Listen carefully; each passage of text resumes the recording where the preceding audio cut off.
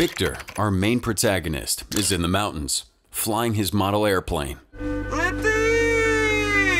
The group continue onwards up the mountain, preparing to watch the solar eclipse that happens once every 100 years. Victor and his friend Vovchik walk together, and Victor shows his friend the cool glasses he has to watch the eclipse with.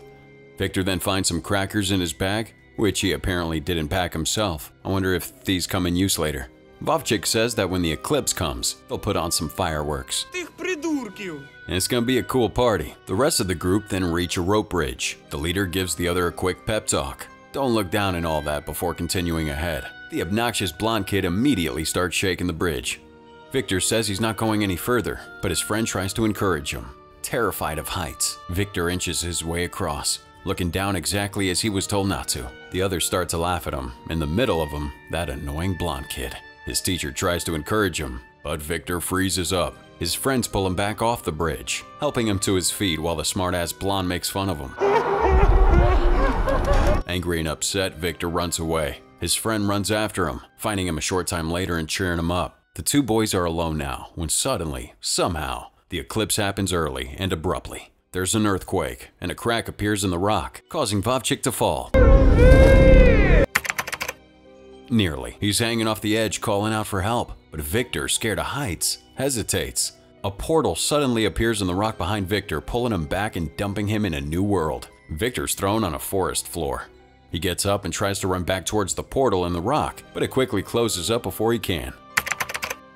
Unlucky. He calls out for Vovchik. Vovchiko! But it's hopeless. The wall is solid stone. Now he stands alone in a strange new place here. Wherever here is. Victor hears a strange noise and goes over to investigate. He sees a man collecting flowers in the forest for a woman called Rosanka. Rosanka? We know this because he keeps saying her name. The man named Oleshko is ambushed suddenly by, I'm not gonna lie, that kind of looks like Mongolian ninjas. They surround him, but the man gets his sword and shield and is able to fend him off. It's gotta be like 20 of them. He manages to fight them off, standard enemies, and they flee. As the man's walking away, he's approached by another figure in black.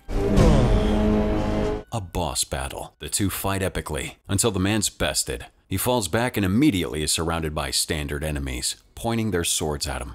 The boss approaches this guy, but seconds later, Victor, being the clumsy idiot he is, slips and falls down the hill, making all the noise in the world and alerting everyone to his presence. The men, upon the orders of their master, charge at him, completely forgetting the guy they were fighting before, Oleshko. Seriously, he just evaporated.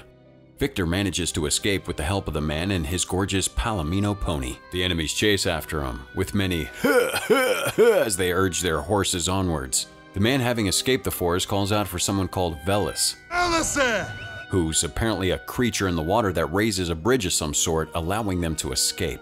The man rides across, with Victor apparently unconscious upon the horse. He's able to cross safely, and as soon as he does, the bridge descends back in the water, and the enemies are unable to cross that deep river. Instead, they fall hilariously in the water in a mass of flailing limbs. They sink quickly to the bottom and to their deaths. The man rides back to a fort or a village of some kind, presumably some sort of home to the man. Victor's thrown on the floor in a pile of hay, apparently dead. The people surround him curiously. Another man, the leader, approaches and asks who this boy is. Oleshko replies that the boy saved him by the gloomy rock. The leader is displeased that Oleshko left the stronghold. Hey, that's the name of the movie. Oleshko then speaks of what happened, mentioning Amdak himself was there, the leader of the bad guys. One of them throws water on Victor's face, casually waterboarding him for a second, and he wakes up, immediately speaking his friend's name. Vovchik! Victor begins to babble, wondering where he is, immediately revealing the strange way he speaks. Well, strange to them. One man calls it funny. They wonder if he's a spy, but the old man calms him down, saying that tomorrow, Velis will show everything. I guess he's some kind of godlike force. The two guards lift and start dragging him, throwing him in a cell. Elsewhere, the bad guy Andik meets with a shaman, and he talks about nearly killing Oleshko, who was saved by a strange man, Victor.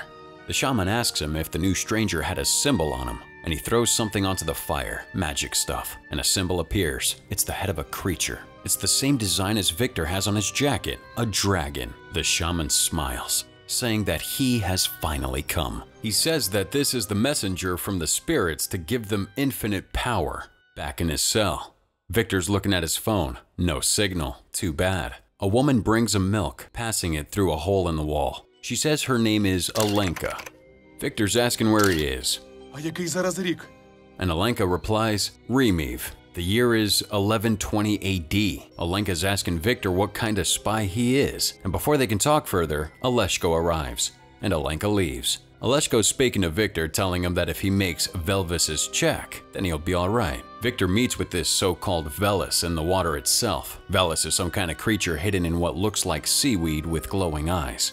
Velis doesn't kill Victor, which makes him one of them. He's a good guy. Victor's asking his name, and he replies, Vitya. The man in charge introduces himself as Ilya. His right-hand man is Dobrynya, and the wise grandfather is Ovsy. I'm not getting any of these names right, I know. Victor, or Vitya, whatever his real name is, recounts how he came to this world. The others assume that he just got hit on the head really hard. Victor, which I'm just gonna stick with that for simplicity, shows the others the megaphone his friend had been carrying. It's very loud and it scares people. Victor explains that he brought it from his world, from the future, and then he mentions plastic and the Chinese. Now the others need time to think about this. Victor's told that he'll live at Malanka's place for now. Oleshko takes him there and Victor's introduced to Malanka and her daughter, Razanka. Malanka and Victor go inside and Razanka and Oleshko talk outside. He tries to give her flowers, holding them behind his back, but his horse eats the tops, and Oleshko hands over nothing but the grass and stems. Razanka gets mad and storms off, and Oleshko scolds his horse. Later, while Victor's sleeping inside, the others have a meal outside. A big group of characters we've seen so far. Oleshko and Ovzig argue over apples and the breaking of trees. Night comes and the group is still sitting at the table enjoying themselves. Victor finally wakes up sitting beside Alenka at the table. The old man said he went to see Velis today and that he's found something out. When there's a sign on the sky and night comes to visit day, the hole will open up. The portal. It can take Victor to the same moment and place where he came from. Well, Victor, all excited, asks when the eclipse will happen, and the old man shrugged, saying that no one knows and that maybe it's tomorrow or maybe 100 years. Well, now he looks disappointed. But the old man continues, saying that Velis also mentioned that the portal can be opened by force, but only the Magi know how to do this. But Oleshko says that he knows a place with tons of Magi, but they can't leave Rimviv now cause the lands are full of Cumans, the bad guys dressed in black. The next day, Victor wanders around taking pictures with his phone, just exploring everything. He takes a picture of the great column of rock rising from the ground. Just as he snaps, Oleshko photobombs him with a boo. The two talk for a bit. Vic is asking about the Magi again, saying that he needs to go there. But Oleshko says it's not that easy, explaining that you have to pass a test to speak to the Magus. Victor says he wants to try, and Oleshko dumps the saddle and other things over him. Victor jumps on a rock, presumably readying to mount the horse. But before he can do this, he's grabbed from behind by a man in a cage, telling him not to be scared. While looking incredibly shady, Oleshko introduces the man as Tagarin, a bad guy, saying that he caught the man himself. Changing the subject, Oleshko tells Victor to get on the horse. Victor awkwardly tries to get on that horse, while the man in the cage picks up a little red gift that Victor drops, hiding it away. Oleshko tries to teach Victor how to fight, but Vic is hopelessly hopeless, nearly killing a man with a bucket. Oleshko shows Victor how great he is by shooting the pumpkin he was aiming for, and Vic asks him to teach him to be less hopeless. Oleshko says he will teach, in exchange for the meganome as he calls it, and he's trying to say megaphone. Vic says it's his if he'll teach him, and Oleshko says they'll start tomorrow. Vic also teaches Oleshko the meaning of the word dude. Чувак. The next day, training begins. The two are spending time together. Victor teaches Oleshko how to take photos on his phone. Wait, how does he charge it? Oleshko chases some ducks and takes a selfie. Duck selfie, with Oleshko taking a picture of a goat. Victor rides a horse, then a group photo, chews some gum, witnesses the wonders of a burning match, takes a photo of a sleeping man, gets punched, and continues to teach Victor. While Victor is still really terrible, he's slowly improving. Oleshko shows Victor a giant sword, and Victor immediately injures Oleshko with it. Victor then realizes that he knows him of a sort. He explains that in his world, Oleshka is a knight from a fairy tale.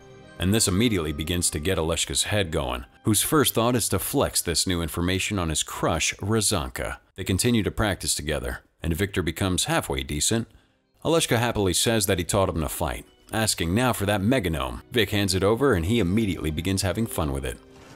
Орлик, Orla? Elsewhere, the shaman doing magic things uses the birds as spies. It's original. The next day, Vic sets out alone to find the Magi, creeping through the forest with a bow and arrow.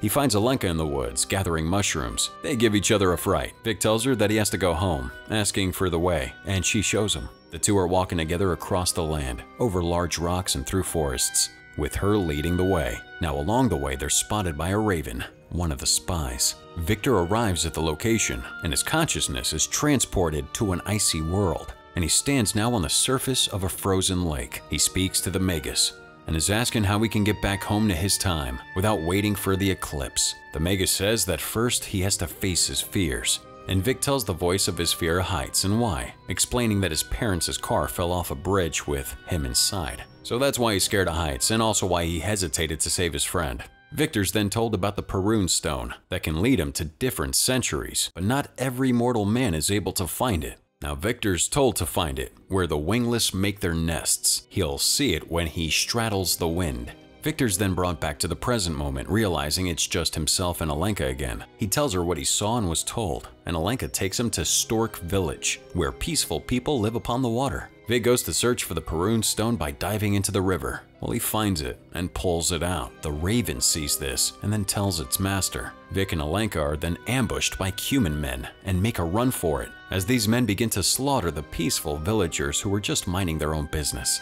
The fires are spotted by watchmen at the stronghold, who sound off an alarm, and riders set out to Stork Village, one of them, Aleshko. Victor and Alenka are saved from the bad guys, who were making off with them on horses, but Vic, left completely unsupervised and poorly tied, manages to sneak away. He grabs a bow and arrow, shooting one of the archers who were gonna kill two of the good guys. The two of them are then brought back to safety, though were scolded badly by grandfather Ovsiv. But the leader, Ilya, says that Victor must get back to his own world, and that he hopes the stone helps him. They try to open the portal back to Victor's world, but it doesn't work. Vic says that the Magus mentioned something about hearts, but the two are at a loss. Perun's a master of thunder and lightning, and Ovsig suggests that maybe the stone needs to be powered before it can work. Victor and Ovsig talk later, and Vic makes a paper plane for him explaining about aerodynamics. Ovsig says he wants to make some wings so they could drop like vultures on their enemies' heads. They start building a plane together, and Ovsig says that since childhood he wanted to see a human fly. Shortly after, Ilya tells Ovsig that after questioning a hostage, they were able to find out that the attack on Stork Village wasn't an accident,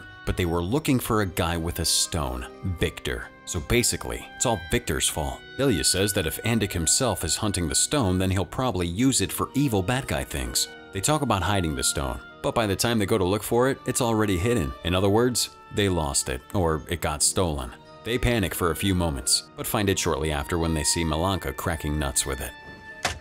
So the two try to find a better place to hide it, probably a good idea. Ovsig suggests hiding it in the stone tower, but Vic is scared of heights, so he refuses to go up there. He manages to convince Victor with words of wisdom, telling him to just face his fears. Ovsig standing proud as that lift goes up while Victor curls up on the floor terrified. Ovsig buries that stone, Victor looking at the world around him, slowly overcoming his fears. That night, there's a storm, lightning striking the rock tower, dislodging the Perun Stone and causing it along with the other rocks to fall near to Garkin's cage. He's able to escape, now with the stone, and return to the Cuman camp. Upon realizing what happened, Aleshko suggests they steal it back, and Ovsig says they have to finish the Delta plane as soon as possible. Ovsig and Vic plan to infiltrate that Cuman camp with the Delta plane and steal the stone back. Alenka's nearly kidnapped, but Ovsig saves her, defending off two Cuman enemies with a bucket, managing to fight him. But a third man catches him by surprise and stabs him, making off with the girl. Ovsig dies that night,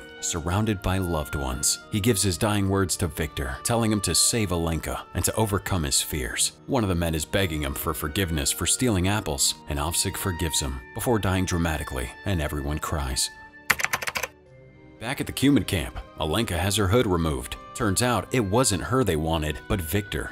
Damn, these guys are really incompetent. Determined to save Alenka, Victor sets off alone to find her, giving himself up in her stead and saving her from a fiery death. Alenka cries upon learning of the death of her grandfather. Victor's brought before the shaman and the Andik. He's given the stone in order to fill it with power. Victor tricks him into thinking he's doing sorcery, But instead, he fills the air with smoke to hide himself, while he sets off a bunch of fireworks and everyone running for their lives. He and Alenka almost escape, but the bad guy catches him just before they get on their horses. He's given a second chance: power the stone or he and Alenka die. Only the one who found the stone is able to breathe power into it. Victor holds the stone out for Alenka to take, and they both hold it, saying the words, Сердцем. This is a reference to a story Alenka told Victor previously, a legend, a love story about a heart that turned to stone. Whoever finds the stone heart will meet their true love, or find a lost one. The stone's taken away from him, and Tagarkin is ordered to kill Victor and Alenka. But remembering how Vic showed him kindness previously, Tagarkin instead frees him. The two escape, and Tagarkin's killed by his brother Andik for his betrayal. The two are returned to safety, found by Aleshko and the others. The next morning, an army marches on the stronghold, at the head of which is a great monster made of stone. A huge stone warrior. A golem.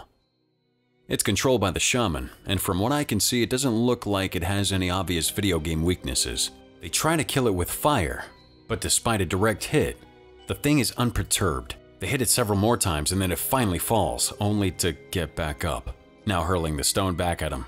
Results are not good. Aleshko bravely riding out to face the Colossus alone. He leads it to the water's edge, when it falls in accidentally and drowns. Rozanka rides to the river to find Aleshko, believing he died after falling in the water, only to have him crawl out covered in pond weeds. Now, the eclipse is nearly upon him. Victor rides away to reach the portal, after being told that the others would deal with the remaining enemies, the Cumin. The others who were outside the stronghold now return it to defend, but they're overrun, the gate having been smashed by the stone giant. The leader Ilya and Dobrynya, his right-hand man, fight bravely. Ilya with the giant sword and Dobrynya with the mace. Even the women holding their own, fending off Cumin with farming tools. The enemy retreat, but the golem rises from the river. Vic returns, telling him he has an idea. He overcame his fear of heights, using the lift to reach the top of the stone tower. He uses the plane he built with Ovsig and manages to fly through the air and attack the shaman who's controlling Golem, saving Aleshko and Alenka just in time as Golem's about to strike him. Victor faces off against Andik, who's demanding the stone. Instead, Victor throws that stone straight to the river. Andik attacks him but is saved by Aleshko, who after a short fight heroically throws him off the cliff. Aleshko and Vic then ride with all haste to Gloomy Rock. Victor says his goodbyes to both Aleshko and Alenka, who appears before he leaves. Vic promises to come back and jumps through the portal, back to his own world in time. Vic manages to save his friend, catching him just in time, saving his life probably. Everyone claps and the teacher recovers from a small heart attack at nearly watching Vovchik die. And everyone lives happily ever after, just like in the fairy tales. Thanks for chilling with us, guys, on The Stronghold, a Ukrainian fantasy adventure film based on the book by the same name, written by, Valdemir Rudkivsky, and the movie was directed by Yuriv Pavlayev. The film was released in Ukraine in 2017 and stars Danlo Kamensky as Victor. Once again, thanks for chilling with us. Till next time.